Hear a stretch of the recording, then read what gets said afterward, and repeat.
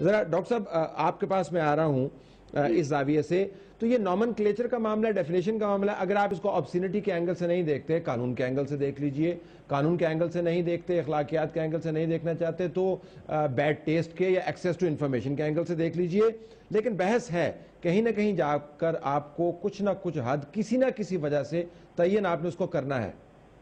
پہلی بات تو یہ ہے کہ پروگرام کچھ اچھے ہوتے ہیں، کچھ پروگرام برے ہوتے ہیں، لیکن جہاں تک آبسینٹی کا تعلق ہے، میں یہ سمجھتا ہوں کہ پاکستان کے ٹیلی ویژن کی حد تک اور اخبارات کی حد تک کوئی چیز ایسی نہیں چھپتی یا ایسی نہیں دکھائی جاتی جس کو یہاں کے بعض لوگ کچھ ہلکے آبسین کہتے ہیں، کیونکہ ان کی جو ڈیفینیشن ہے آبسینٹی کی، وہ عورت کے وجود کو ہی آبسین سمجھتے ہیں. یہ ان خیالات کے حامی لوگ ہیں جو 17 آدمیوں کو کل افغانستان میں ریلیجس ایکسٹریمسٹ نے اس لیے قتل کر دیا، عورتوں مردوں کو، کہ وہ گانا سن رہے تھے کہیں بیٹھے. انہوں نے ان کی گردنیں کاٹ دی اور ان کو ہلاک کر دیا، 17 آدمیوں کو گانا سننے پہ محض. تو اگر یہ ڈیفینیشن لینی ہے، آبسینٹی کی ڈیفینیشن جو ہے وہ دنیا میں آج تک بہت کوششیں کی گئی، وہ اس لیے نہیں ہو سکی کہ یہ ایک سوچ کا معاملہ ہے کہ کسی کے لیے کوئی چیز آبسین ہے، کسی کے لیے کوئی چیز آبسین ہے. اگر ڈاکٹر صاحب میں قطع کلامی، اگر میں ایک چھوٹا سا سوال کر لوں یہاں پر وضاحت کے لیے، غیر ضروری طور پر جسم کی نمائش، اگر آپ معیار عورت اور مرد کے جسم میں جینڈر میں نہیں جا رہا، اس میں میرے خیال میں جو ریسلنگ چلتی ہے وہ بھی آتی ہے، اور جو ایڈ کے اندر خواتین غیر ضروری جسم کی نمائش آبسینٹی کے زمرے میں آتی ہے یا نہیں آتی؟ نہیں، دیکھیے بات یہ ہے کہ یہ ڈیپینڈ کرتا ہے کہ کون سا کلچر آپ کے یہاں پریویل کرتا ہے. ٹھیک، کلچر کی بات ہے کہ کس ملک کے کلچر میں کون سی چیز قابل قبول ہے، کون سی چیز ناقابل قبول ہے. ہمارا مسئلہ یہ ہے کہ ہمارے میڈیا سے، اس میں پرنٹ میڈیم بھی شامل ہے اور الیکٹرانک میڈیم بھی ہے، اس میں سے ایڈیٹوریل کنٹرول یا گیٹ کیپنگ جو ہے وہ اوور دا ایئرز ختم ہو گئی ہے. پہلے اخبارات میں جب اخبارات صرف ہوتے تھے یا پی ٹی وی ہوتا تھا، وہ تو اسٹیٹ کنٹرول تھا، تو حکومت کا ایک ضابطہ موجود تھا کہ آپ کیا دکھا سکتے ہیں کیا نہیں، جس پہ بہت سے لوگوں کو اعتراض بھی تھا، پولیٹیکلی موٹیویٹڈ تھا وہ کنٹرول جو تھا. لیکن ایڈیٹر بیٹھ کے اخبار میں یہ فیصلہ کرتا تھا کہ کون سی چیز کن الفاظ میں چھپے گی، کون سی خبر نہیں چھپے گی، کون سی تصویر جانی چاہیے اور کس تصویر کو نہیں جانا چاہیے. اور اخبارات پہ یہ اعتراض بہت کم ہوتا تھا کہ انہوں نے کوئی چیز ایسی چھاپ دی ہے جو نہیں چھپنی چاہیے. لیکن اب وہ ضابطے جو ڈھیلے ہو گئے، میں ذرا سمیہ صاحبہ کو بھی لینا چاہوں گا اس معاملے میں، اور ویسے آپ کے نقطے میں تھوڑا سا اضافہ کرتے ہوئے، بہت کم لوگ یہ مانتے ہیں یا اس کو ایکسیپٹ کرتے ہیں میڈیا کے اندر کہ سب سے بڑا ریگولیٹر جو ہے وہ اصل میں مدیر ہوتا ہے. وہ بڑا سخت ریگولیٹر ہوتا ہے اور بڑا آربیٹری ریگولیٹر ہوتا ہے. وہ صاحب آج کل مدیر رہا ہی نہیں. جی بالکل، مدیر کا کنٹرول جو ہے، گیٹ کیپنگ، وہ پچھلے 20-25 سال میں ختم ہو گئی. اس کی وجہ مدعی بن گیا جی، مدیر تو آج کل بیچارہ مدعی بن گیا ہے، وہ تو مدیر رہا ہی نہیں ہے. بالکل، وہ جو مالکان ہیں جی جی وہ خود ہی پالیسی میکر ہیں. اب جی بالکل، مالک پالیسی بناتا ہے اور مالکان کی جہاں سے فنڈنگ آتی ہے وہ پالیسی بھی اور ڈیٹرمن کرتے ہیں، وہ بیک اینڈ کے اوپر. Let's come back into the debate. Sami صاحب، آپ آبسینٹی کا جو معاملہ ہے اس کا تعلق صرف الیکٹرانک میڈیا سے نہیں ہے، جنرلی جو ڈیفینیشن ہے، ایک ایسا معاشرہ جس کے اندر جو ملٹی کلچرل سوسائٹی ہے، جو ملٹی کلاس سوسائٹی ہے، جہاں پر لوگوں کی پریفرنسز مختلف قسم کی ہیں، ان کی اورینٹیشن مختلف قسم کی ہے، ویور ٹیسٹ مختلف قسم کا ہے. یہ بحث فضول ہے کہ کیا آبسین ہے کیا نہیں ہے. آپ کا ٹیک چاہیے. میں سمجھتی ہوں کہ دیکھیں جی، آپ نے بہت اچھی ڈیبیٹ شروع کی ہے، اور میں کہتی ہوں ہم جب اسمبلی میں تھے اس وقت بھی ایک ڈیبیٹ ہم نے شروع کی تھی اسی کے اوپر، اور بشرا رحمان آپا وہ کافی سارا مواد لے کے آئی تھیں انٹرنیٹ سے.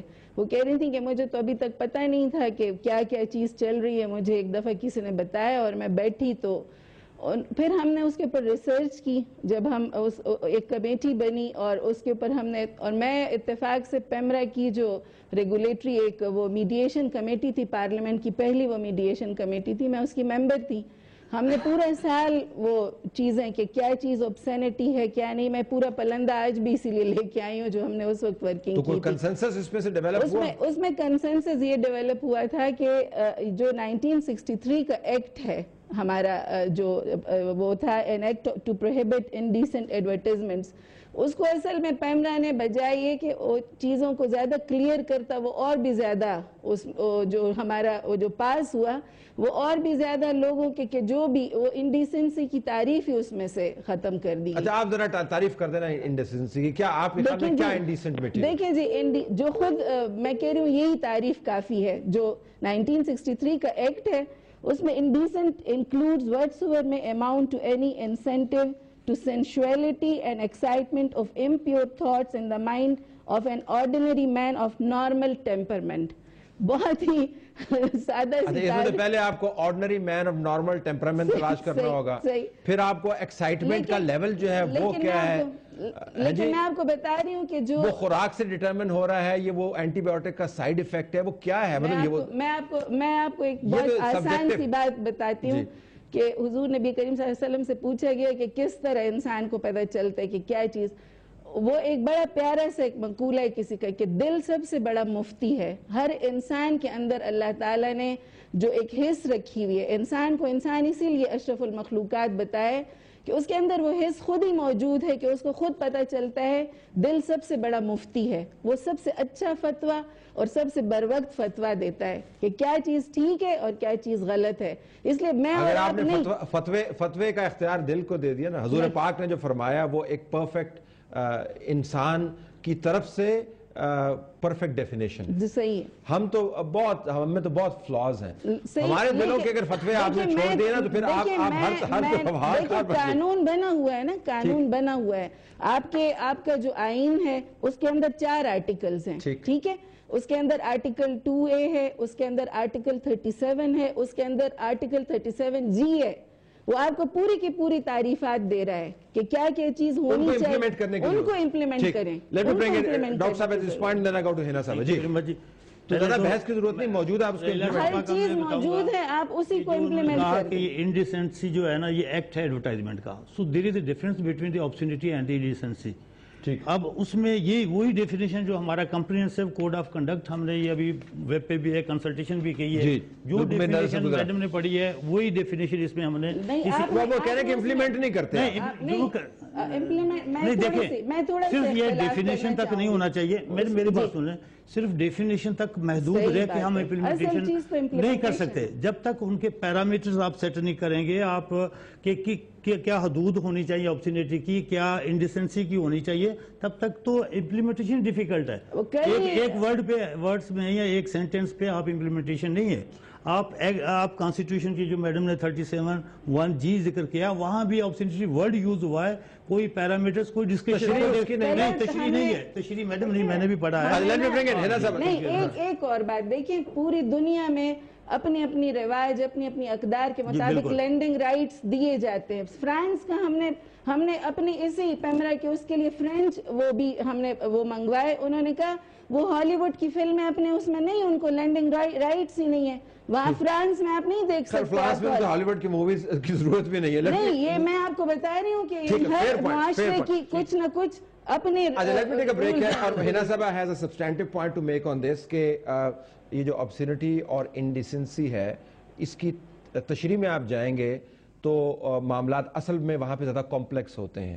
ڈیفائن تو آپ جیسے بھی کر دیں, ناظرین واپس آتے ہیں, کیا چیز ڈیسنٹ ہے, کیا انڈیسنٹ ہے.